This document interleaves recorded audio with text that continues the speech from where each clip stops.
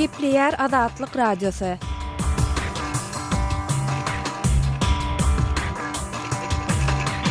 Akşamyz haýyrly bolsun gaderli dinleýijiler. Pragadaky studioda siziň bilen men Sahra. Şuň 2014-nji ýylyň 26-njy noýabry hepdäniň çarşenbe güni. Şuň kawarlar günnelik programmamyzyň esasy böleginde. Germaniýanyň kansleri Russiýanyň öz Ukrainadaky hereketleri bilen halkara kanunçylygyny bodýanlygyny aýtdy. Doch immer ist die Situation in Luhansk und Donetsk weit entfernt von einem Waffenstillstand. Türkmenistanyň Owasanaky ilçisi Owan vice-prezidenti general Raşid Dostum bilen duşdy. Amniyat boluşy kerak. Abdurraşid Dostum Cumhur Raýslyk sarfarasty. Türkmenistanda ýokary bilimler inni 2 ýyl gulluk eder. Gepleşigimizde bu baradaky maglumatymyz hem dikkatinizi hödürläp, bu täze karary Türkmenistanda ýaşlaryň bildiren reaksiýasy esasyna taýýarlan maglumatymyzy eşdireriz. Liwap vilayetinde döwlet edara kärhanalarynyň işgärlerine 25-nji dekabra çenli paýta ýygyna gatnaşmak barada görkezme berilendigi habar berilýär. Öýümüze garaňky gartlyşan soň gelýär. Gepleşigimizde şu we beýleki maglumatlary eşdirmäsi inen şert habarlar günnelik programmamyzyň esasy bölegine geçmeden öň günüň täzelikleri bilen tanyş boluň. Germaniýanyň kansleri Angela Merkel Russiýanyň öz Ukrainadaky hereketleri bilen halkara kanunçylygyny bodýandygyny we Ýewropadaky parahatçylygy hop salýandygyny aýtdy. Merkel bu meseleniň çözgüdini tapmak üçin günwataryň sabır takatly hereket etmelidigini hem belledi. Merkel 26-njy noýabrda Germaniýanyň parlamentinde eden çykyşyny şeýle diýdi. Nichts davon rechtfertigt oder entschuldigt die direkte oder indirekte Beteiligung Russlands an Russiýanyň Krymy basyp almagyna, şeýle-de onuň gönümel ýa-da gytaklaryň Donetskdaky we Luganskdaky söwüşlere gatnaşmagyna hiç ýyly düşünürüş ýok diýip Germaniýanyň kansleri Angela Merkel belledi. Birleşen Ştatlarda gara ýagyz ýaragsyz ýetkinje atyp öldüren ak ýagyz polisiýa ofiserini jezalandyrmadyk barada ýokary jüriňiň çykaran kararyna garşy gahar gadaplar dowam edýän mahaly ýurduň ähli künjeginde täze protestler geçirildi. 24-nji noýabrda çykarylan karardan soň Missouri ştatynaky Ferguson şäherine gahar gadaplar dowam edýär. Missouri ştatynyň gubernatory St. Louis şäher ýaky territoriýalarynyň köçelerinde Milli Gwardiýanyň 2200-den gowrak esgeriniň garawolluk edýändigini aýtdy. Maglumatlarda bir polisiýa awtobulunyň otlanyny habar berilýär. St. Louis okrugynyň polisiýa başlygy John Belmer protestleriň ikinji gijesinde 44 adamyň tutsak edilendigini belläp, territoriýadaky şertleriň gijäniň öňü syrasyndaky ýagdaýlara garanyňda asudadygyny belledi. Pakistanyň resmileri ýurduň Demirazyk Waziristan Tiri taýpalar regionda pilotsuz uçaryň amal aşyran howa zarwasy netijesinde adynyň 4 söwüşçiniň öldürilendigini aýdýarlar. Pakistanyň aň togullygynyň resmileri 26-njy noýabrda amal aşyrylan howa zarwasyny Datahel şäherçesiniň golaýyndaky söwüşçileriň birikmesi nyşany alyndy diýdiler. Agdalyan şäherçe Miranşah şäheriniň 60 kilometr günortasynda ýerleşýär. Aň togullygynyň bir işgäri gurun gidýän birikmäniň hakkany guramasy we söwüşçileriň ýokary derejeli komandiri Gul Bahadur tarapyndan ulanýandygyny ma'lum etdi. Pakistanyň harby we howpsuzlyk güýçleri iýun aýyndan howa we guriýer hüjümleri amal aşyrylyp başlany bäri Demirazyk Waziristan tewitinde 1000-den gowrak söwüşçiniň öldürilendigini öňe sürýärler. Birleşen Ştatlaryň bir näçe senaty Özbek prezidenti Islom Karimowa tutsawlykda saklanmaklary syýasy maksatly ýaly bolup görünýän 5 tutsagyň azatlygy goý berilmek üçin çağırış etdi. 24-nji noýabrda Karimowa uğradylan hatda Demokratik Partiýanyň senatlary Dick Durbin, Barbara Boxer, Bob Casey, Robert Menendez, Patrick Leahy, Richard Blumenthal we Benjamin Cardin şeýle-de Republikan Partiýanyň senaty Mark Kirk Owansan bilen ilteşkil meselelerde Özbek Amerikan hyzmatdaşlygyny gowy baha berýändiklerini ma'lum etdiler. Şol bir wagtyň özüne olar adam hukuklaryny gorap çykyş edýänlerden we jurnalistlerden ibaret 5 özüň tutsawlykda saklanmagynyň iki ýurduň arasynda mundan beýlek amal aşyryljak hyzmatdaşlyklary böwet bolup biljekdigini ýytadylar.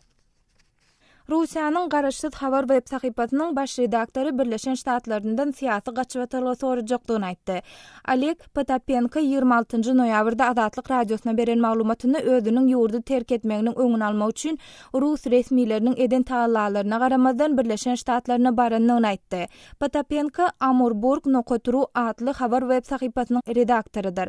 Russiýanyň uzak günnordunaky Habarovsk sewitinde ýerleşýän bu web sahypa günnor Ukrainada Rus harbylarynyň bardy barada maglumat çap edipdi. Azerbaycanda adam hukuklaryny gorap çykyş edýän aklawçy Elçin Namazow 15 gün türme tutulgyna hökm edildi. Elçin Namazowyň erkek dogany Akram 26 noýabrda Azatlyk radiosyna beren maglumatyny aktivistiň polisiýa boyun bolmazlykda günäli tapylyp 25 noýabrda hökm edilendigini aýtdy. Bu aralykda Azerbayjanyň Opposision Halk Frontu partiýasynyň wekilleri Azatlyk radiosyna beren maglumatlarynda partiýanyň aktivisti Asif Yusufliň 25 noýabrdan bäri ýitirim bolandygyny habar berdiler. Yusufliň kardeşleri onuň polisiýa tarapyndan tutsak edilen bolmagynyň mümkindigini aýdyp aladalanma bildirýärler. Hormatly dinleyijiler, siz şu taýdan käbir mühim habarlar bilen tanyş boldyňyz. Olar taýýarlap dikkatiňizi ýetiren men Sehra. Saatlary kesmeden soň habarlar günlük programmamyzyň esasy bölegine geçýär.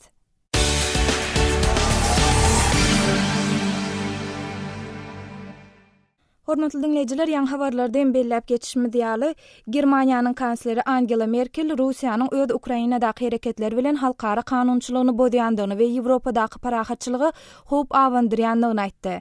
Bu arada kardeşim Merdan Sarifoň berjek giňişrak maglumatyny dinläliň. Germaniýanyň kansleri Angela Merkel Russiýanyň öz Ukrainadaky hereketleri bilen halkara kanunçylygyny bozýandygyny we Ýewropadaky parahatçylygy hop salýandygyny aýtdy. Merkel bu meseleniň çözüdüni tapmak üçin günwataryň sabır takatly hereket etmelidigini hem belledi. Merkel 26 noýabrda Germaniýanyň parlamenti eden çykyşynda Russiýanyň Krimi basyp almagyny seýledi. Onuň günümel ýa-da gytaklaýyn Donetskdaky we Luganskdaky töwüşlere gatnaşmagyny hiç kili düşündürsin ýa-da aklamanyň bolup bilmejekdigini nyktady. Nichts davon rechtfertigt oder entschuldigt die direkte oder indirekte Beteiligung Russlands an den Kämpfen in Donetsk und Luhansk. Bundestagda eden çykyşynda Merkel Russiýa öz hereketleri bilen Ýewropanyň parahatçylykly durmuşyny torg astynda goýdy we halkara kanunçylygyny bozdy diýdi. Sol bir wagtda Germaniýanyň kansleri Russiýanyň döreden problemalarynyň tiz bitjek çözüdüniň ýokdugyny hem aýtdy. Merkel Russiýa bilen dialog esasynda diplomatik çözükleri tapmak üçin Germaniýanyň ähli mümkinçiliklerine ulanjakdygyny aýtdy. Merkel 5 sentýabrda gelinen ýaraşykly alasygyna garamazdan töwüşleriň dowam edýändigi sebäpli Russiýa garşy girdilen ykdysady sanksiýalaryň ütgöwsiz galjakdygyny, sol bir wagtda Ukraina ykdysady we siýasy guldawyň beriljakdygyny hem sözüniň üstüne goşdy. Deshalb sind und bleiben drittens wirtschaftliche Sanktionen weiterhin unvermeidlich. Russiýanyň we Germaniýanyň ozurky ýakyn biznes gatnaşyklary Ukrainadaky krizden soň berk sarsdy. Ýakynda Kiýew we Moskwa sapar eden Germaniýanyň daşary işleri ministri Frank-Walter Steinmeier aprel aýyndan bäri Ukrainada 4300 adamyň ölümine getiren konfliktiň çözüdüni tapmakda öňe gidişlik kazanyp bilmändi. Merkel'in çarşamba günü eden çykyşyndan bir gün öň Ukraina resmiýetleri ortaýetin gündogur Ukrainadaky ortaýetparast separatistleri goldap, olary ýara ugrajandygy baradaky täze aýplamalary öňe sürdüler. Ukrainanyň daşary işleri ministrliginiň medeniýet wekili Yevhen Perebyenis 24 noýabrda Ukrainanyň territoriýasyna agyr teknikanyň 5 hatarynyň girendigini ma'lum etdi.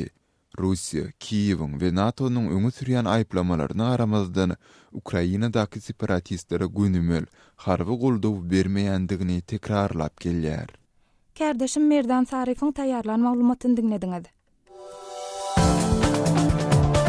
Hormatly radio dinleyijiler, biziň gepleşiklerimizi internet saýtymyzdan hem dinläp bilersiňiz. azathabar.com internet sahypamyzda size sesli we çap görnüşli maglumatlary, suratlary, videolary hödürleýäris we öz pikirlerinizi aýtmaga çagyrýarys. Türkmenistanda azathabar.com internet saýtymyza derwede.net arkaly girip bilersiňiz.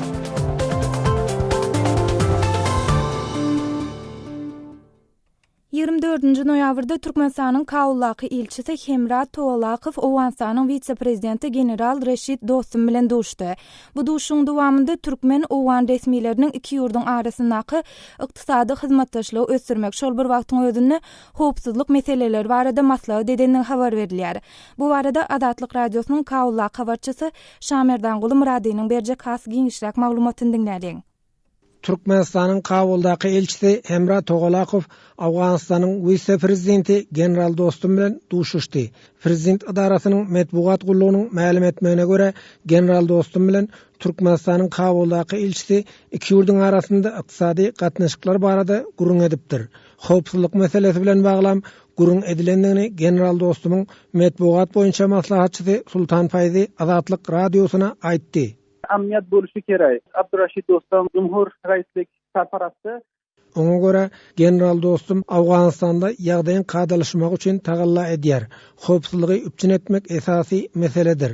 Howpsuzlyk üpçün bolmasa demir ýol çekmek, ýol gurulşygyny we elektrik geçirjisiniň proýektini amala aşyrmak kyndyr. Şo sebäpden general Dostum Türkmen elçisi bilen söhbetdeşlikde howpsuzlyk meselesine aýratyn üns beriljekdigini aýtdy. Türkmenistanyň Kabuldaky elçisi dürli ogurda Awgan hökümeti bilen hyzmatdaşlyk etmege taýylyk bildirdi diýip Fayzi aýdýar. Hatda Ahan Şahra barq masalasi bolsa, ondan oldin amniyat keltiriş kerak. Türkmenistan Demirgazyk Awganystanyň 3 vilayatynyň ençeme etrabynyň ilatyny elektrik tok bilen üpçün edýär. Türkmenistan Awganystany iberýän elektrik energiýasynyň mukdaryny artdyrjakdygyny habar berýär.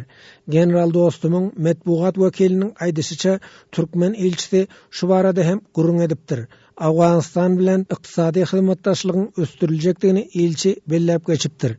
Hemem Türkmen elçisi general Dostumy onuň vice-prezidentlik wezipesine saýlanmagy bilen hem gutlapdyr. Muhtaram Türkmenistan Büyük Elçisi barq projesi hakkında tabrikliğinden sonra iktisadi hamkorliklar, sözleşmeler.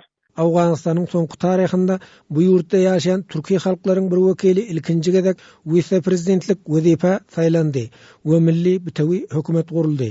Maslahatçynyň aýdyşyna garaganda Türkmen elçisi general Dostum bilen geçiren duşuşygynda täze Awgan hökümetiniň öz işinde üstünlük kazanjakdygyna umyt bildiripdir.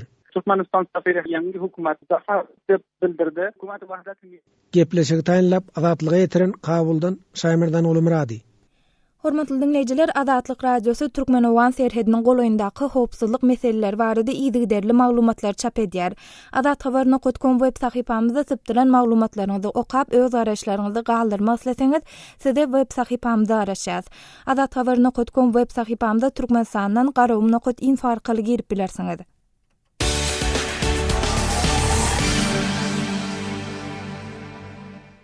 Hormatly dinleyijiler, habarlar günnelik programmamyzy dowam etdirýäs.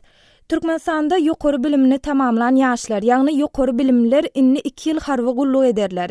Ýurtda prezident Gurbanuly Berdimuhammedowyň häkimet başyna geçmegi bilen ýokary bilimli türkmenistanlylaryň harby gullyk möhleti 1 ýyla geçirilipdi. Harby kafedrasy bolan käbir ýokary hujaýlaryny gutaran ýaşlar bolsa düýünden harby gullykdan boşadylypdy. Bu barada Aşgabatda habarçymyz Murat Uranyň berjek ýeňişlik maglumatyny dinläliň. Türkmenistan'da gulluk yaşındaky ýokary bilimli raýatlar şu ýylky harby çağrışdan başlap 2 ýyl gulluk ederler. Bu barada maglumaty paýtagtyň harby wekilligine tasdiklap, degişli buýrugyň hem eýem gelip gowşandygyny ma'lum etdiler. Türkmenistan'a ýokary bilimi bolmadyk ýaş ýigitler harby goşunyna 2 ýyl gulluk etseler de watan öňünde hökmany harby borç ýokary bilimler üçin häzir çenlidiňe 1 ýyl möhlet bilen şäklenýärdi. Ýokary bilimlileriň gulluk möhleti Berdimuhammedowyň döwrüne azadylyp 1 ýyla getirildi. Ýogsa ol Taparmat Niýasyň döwrüne 1 ýyl artaýdy. Bu düzgün 2010-njy ýylyň 25-nji sentýabrynda kabul edilen Türkmenistanyň harby borçluk we harby gulluk hakyndaky kanunyň 35-nji maddasyna görkezilýär. Häzirki wagtda bu kanuny hökmany harby gulluk möhletiniň ýetgidilendigi hakynda düzediş ýyzmandyr. Şeýle düzedişiň ýyzlarına barada ilata ýeterli bolan maglumatam ýok. Ýokary bilimleriň watan öňündäki hökmany harby gulluk borçynyň möhletini 2 ýyla ýetirlendigi barada köpçülikleriň habar berişlerine häzir şeýle resmi maglumat berilen ok. Şeýle bu düzgünüň ýyzmanyň sebäpleri barada hem maglumat ýok. Paýtagtyň harby wekilliginden hem bu barada degişli düşündiriş alyp bolmady. Täze giýiljek duyguny barda gulluk ýaşyndaky ýokary bilimli raýatlara munozal resmi taýdan doýduruş ýa-da habar berilmändir. Emma munyň şeýle bolmagynyň ähtimaldygyny aýdypdyrlar. Özde 2 ýylyň ýarky çağırış mewsumyndan başlap ýokary bilimlileriň harby goşunyny 2 ýyl gulluk edip başlajakdygy aýdylypdyr. Adatça ýokary bilimi bolan eskerleriň aglawasy gulluk döwrüniň başdaky 3 aýynda serjantlar taýýarlanýar ýa-da hukuk närmençilik harby bölümlerine uladylýar. Olaryň harby wekilliklerde, harby bölümlerde, hatda ýurdun goralmak ministrliginiň özünde kompýuterçi, terjimeçi ýaly weziplerde gulluk edýänler hem azal. Ýeri gelende belläkleşsek şu ýokary hujaý we harby gulluk bilen bagly ütkötmeleriň ýene-de bir girizlipdi. Ýani ýakyna ýurdun käbir ýokary hujaýlarynyň harby kafedralary ýapyldy. Hususan Matmuladna Türkmen Döwlet Üniversitetiniň we Saparmat Niyazwazynyň Owa Hoşuluk Üniversitetiniň harby kafedralary ýapyldy. Türkmenistan Konstitusiýasynyň 41-nji maddasyna laýyklykda Türkmenistan raýaty bolan her bir erkek adam üçin ähli umumy harby borçluk belenendir. Türkmenistana harby gullugy 18-30 ýaş aralygyndaky erkek raýatlar çağırylýar. Şeýde her bir raýat öz islebi boýunça 17 ýaşdan başlap hem harby goşunyna gulluk edip bilýär. Habarçymyz Murat Urwanyň taýýarlan maglumatyny dinlediňiz. Ýurtda ýokary bilimler üçin harby gulluk möhletiniň uzaldylmagyna Türkmenistanda käbir ýaşlar nähil reaksiýa bildirýär. Kärdeşim Muhammed Tahir bu mesele bilen gyzyklanyp, ýokary bilimini daşary ýurtlarda dowam etdirýän käbir Türkmenistanda ýaşlar bilen töhwetdeş boldy we şeýle maglumat taýýarlady. Türkmenistanda ýokary hujaýlaryny tamamlanan ýaşlaryň watan öňündäki harby gulluk borçlarynyň möhletiniň 1 ýyldan 2 ýyla çykarylmagy hökmäni harby gulluk boýunça ýurtda soňky ýyllarda kabul edilen kararlardan diňe biri. Aşgabatyň harby wekilliginiň harby gulluga çagyryş bölüminden Azatlyk radiosyna berilen maglumatda degişli kararyň ýazmaça görnüşiniň şu gün özlerine gelip gowşandygy we onuň şu ýyldan başlap işe girdilýänligi aýdylýar. Bu kararyň sebäpleri hakda hiç ýyly maglumat ýok. Häzirki wagtda çelli halk köpçüligine resmi taýdan hiç ýyly düşündiriş hem berilen Emma habar Azatlyk radiosynyň sahypasynda peýda bolan wadyna ol ýaşlaryň arasynda uly seslenme döretdi. Özüni Murat diýip tanadan bir okuwçy bu barada Azatlyk radiosyna şeýle görüň berdi. Hatta oýlandyrdy pikir bu. 4-5 ýyl gidip okuýan zaten adam ömründen gidebilýänsiň. Okuw wagtyna sarf eden çäkleриň boşuna geçýär bilýärmi? Ondan soň gulluk diýip-de 2 ýyl akitmeler gaty ýalňyş mümkin. Okuw torana adamyň wara kellesindäki düşünjeler bolýar, etjek maksatlar bolýar, edäjek işine ýönelip bilmek üçin wara kellesini garaşdyrmamagy üçin men pikirimçe şu 1 ýyldan hatda 6-7 aýa düşürmelerini isterdim öňden. Bu etdiklerine hakykyman adamy wara ters gelýär dogrusu. Diýip Murat Azatlyk radiosyna beren görüňünde aýtdy. Bu barada karar Azatlyk radiosynyň Facebook sahypasynyň okuyjylarynyň arasynda hem uly gyzyklanma döretdi. Özüni maksat Atanazarow diýip tanadan bir okuyjymyz öňkü 1 ýylam az däldi. Indi 2 ýyl edipdir. Nerede bar how munyň ýaly gulluk diýip biziň Facebook sahypamyzda öz pikirini ýazypdyr. Ýazylan pikirlerde diňe harby gullugyň möhletiniň uzaldylmagy däl gullukdaky şertlere ünsi çekenler hem bar. Şeýle okuyjylarymyzdan biri Bahar ol öz teswirinde Türkmenistandaky hökmäni harby gullugyň hili we mazmuny barada kinaýaly bellikleri ýazýar. Ol gullukmy? Ol ýer çağlar bagyna meňdýär. Olar gulluk etmäge däl, paxta buğda ýygmaga alınıp gidilýär. Oglanlaryň elinden pil, lopatka, kätmen düşmeýär. Olaryň bir wagtlar Rus döwründe eller ýaragly bolardy diýip okuyjymyz öz pikirini galdyrypdyr. Harby gulluk we bu hökmäni borç baradaky düzgünler Türkmenistanda wagtyl üýtgäpdir. Türkmenistan garaşdylygyny alandan soň ýurdun ilkinji prezidenti Saparmurat Niyazow harby gullugy 1 ýyl 6 aýa çelli azaltdy. Niyazow aradan çykan soň häkimet başyna geçen Gurbanguly Berdimuhammedow 2007-nji ýylda bu möhleti barha gysgaldyp ony 1 ýyla getirdi. Onun bilen hem çäklenmän käbir ýokary okuwjaýlaryň ýanynda harby kafedralary açdy we şol okuwlary tamamlanan ýaşlar watan öňündäki hökmäni harby gullukdan boşadyldy. Emma soňky aýlaryň dowamında bu kafedralar gaýtadan ýapylyp, indi ýokary okuwjaýyny tamamlanan ýaşlaryň ählisiniň 2 ýyl möhlet bilen hökmäni harby gulluga alınmalydygy barada karar çykaryldy. Eň soňky kararlaryň sebäpleri hakda hiç ýyly maglumat ýok, emma onuň Türkmenistan bilen 744 kilometr serhet araçägi bolan Awganistandan daşary ýurt harbylarynyň çykmagy taýýarlanýan wagtyna gabat geldi. Şeýle-de şu ýylyň dowamında Awganistandaky söwüşçiler Türkmenistanyň serhedinden geçip 6 sany türkmen serhetçisini atyp öldürdiler. Şol wakadan soň Türkmenistan öz serhedini gorany güýçlendirip Awganistan bilen aradaky serhedine sin çekip garym gazyp başlapdyr diýen habarlar gelip goşýar. Elbetde harby gullugyň möhletiniň uzaldylmagy baradaky bu kararyň serhetdäki ýagdaýlar bilen näme derejede iltişiklidigini aýtmak kyn, emma Türkmenistanyň hökümeti bu barada halk köpçüligine hiç ýyly düşündiriş bermän gelýär. Bu hem adamlaryň arasynda näbellilik duýgularyny döredýär. Bu ýagdaýy biziň Facebook saýpamyzda degişli ýazgy galdyran we özüni Gözelýa Nazarowa diýip tanadan okuyjymyz şeýle suratlandyrýar. Her gün üýtgeşik kanunlar çykarylýar. Azatlyk radiosy size ýüzlenýär. Bize gowy habar beriň. Kardeşim Muhammed Tahiryň taýýarlan maglumatyny dinlediňiz.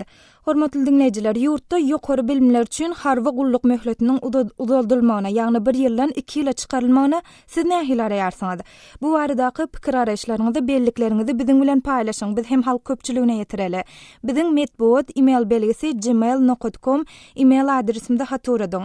Şeýle-de ýa kardeşim Muhammed Tahiryň hem belläp geçişýaly biz bu mesele dogrusyna garaýşlaryny bilmek üçin şuň ýer bilen Facebook we Kontaktdaky sahypamyzyň okuyjylaryna ýüzlendik. Häzir olaryň galdyran käbir tesbirlerini siziň dikkatiňize ýetirmekçi. Facebook'ta ilkinji bolup Bahar adly okuyjymyz gaty gowy diýip baha beripdir. Maksat adly okuyjymyz bolsa niresi gowy 2 ýyl azatmy diýip soru görnüşine jogap galypdyr. Murtaza ady bilen tesbir ýazan okuyjymyz bolsa tüweleme günne üýtgeşi kanunlary çykarýaňyz diýip öz garaýşyny beýan edipdir. Ruslan adly beýleki bir okuyjymyz gerek ýeri ýok diýip öz tesbirini belläpdir. Şanazar adly başga bir okuyjymyz hem maňa parhy ýok, näme etseňem harby gulluk her bir erkeň borjy diýip öz garaýşyny galypdyr. Kontaktdaky sahypamyzda bolsa goşa adly okuyjymyz bitarap döwletde gulluk aslyna 1 ýyl bolmaly. Okasaňam, okamasaňam deňlik bolmaly diýip öz garaýşyny jemläpdir.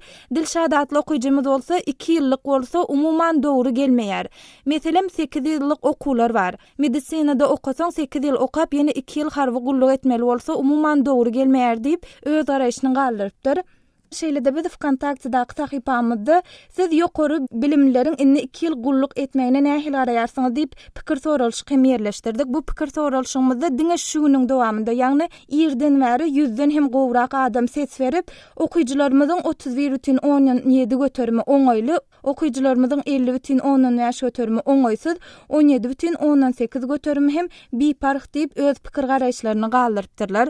Hormatly dinleýijiler, siz hem biziň her gün efire etjek maglumatlarymyzy käbirler barada öňünden öz pikir araýşlaryňyzy biziň bilen we dinleýijilerimiz bilen paýlaşmak isteseňiz, size hem Facebook we Kontaktdaky sahypalarymyza goşulmagy çağırýas. Bu bolumlarda bizi gözleg bölümine Azatlyk radiosu ady ýazyp tap bilersiňiz. Azatlyk radiosyny indi dünýäniň tunein.com internet radio ulgamy arkaly hem göni efirde dinläp bilersiňiz. Radiomuzy tunein.com saytyna girip gözlük bölümünde Azatlyk diýip ýazyp tapyp bilersiňiz. tunein.com ulgamynda türkmen dilinde maglumatlary berýän Ýeketäk radiony Azatlyk radiosyny dinlemäge çagyrýarys.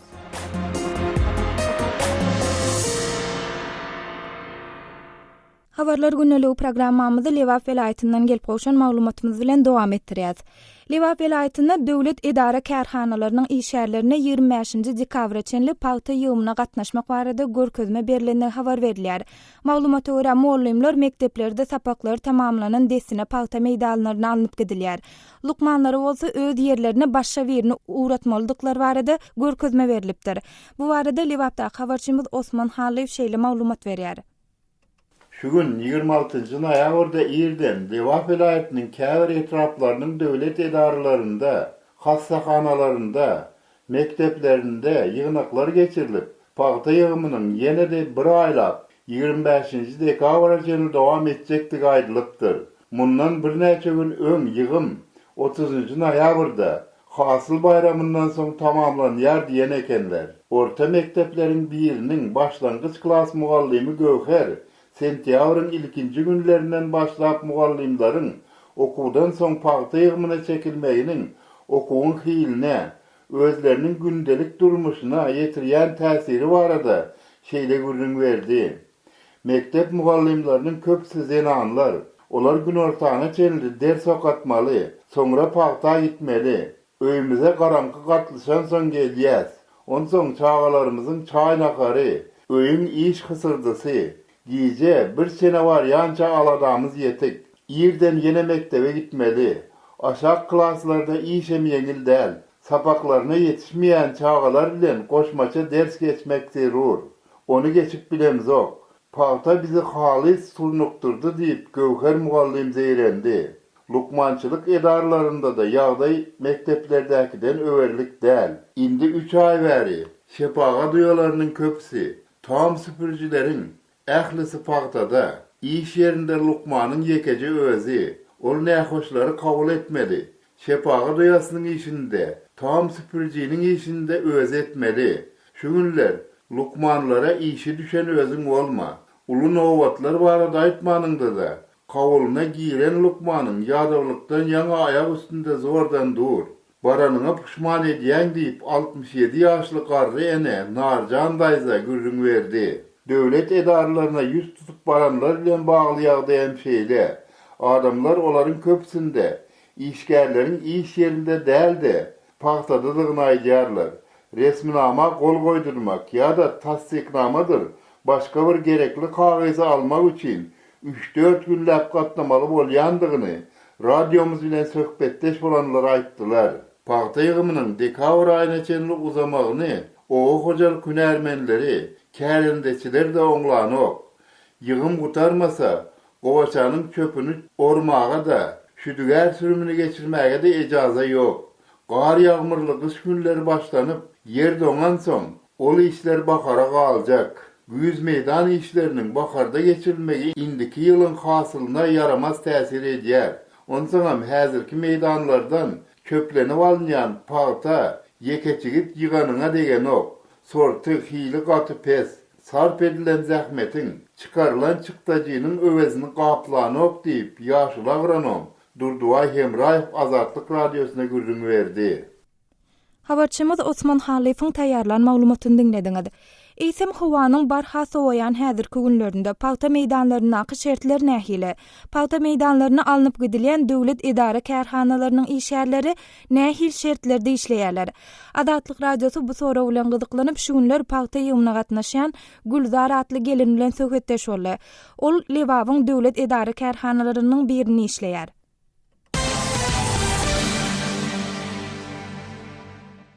Siz pahta ýygyna haçandan bäri gatnaşarsyňyz? Ağustos'un 20'sinden beri öz iş yerimizde etmeli işlerimizi edemiz yok. Pahta ýygymyna çekilenler meýdanlara nähil ulaglarda alınıp gidilýär? Duş gelen ulagda, üstü açık yük maşinlarında, samasvallarda, olar taptırmasa traktör tirkeklerinde. Üstü açık maşinna soğuk bolmaýarmy? Soğuk, meýdana barýança doňýas, ýöne kesellämeň bolanok, keselimize garanoklar. Hükmanı pahta yığmalı. Pahta meýdanlaryna ýygymçylara günortanlyk nahar berilýärmi? Nahar nirede gaynak su tapsagam kayıl, çay demläp öýümizden elten çöregimiz bilen oňýas. Howa maglumatlaryna soňky bir näçe ýylyň dowamında Lewap welaýetinde ýagynyň ýaganly barada maglumatlar bar. Ýagyş ýagan mahal hem pahta ýygymyna çykýaňyzmy? Gitdik, ýagyş ýagyp durka ýygmadyk. Ýöne olduran badyna atıza girdik. Meydan lay, pahta öl.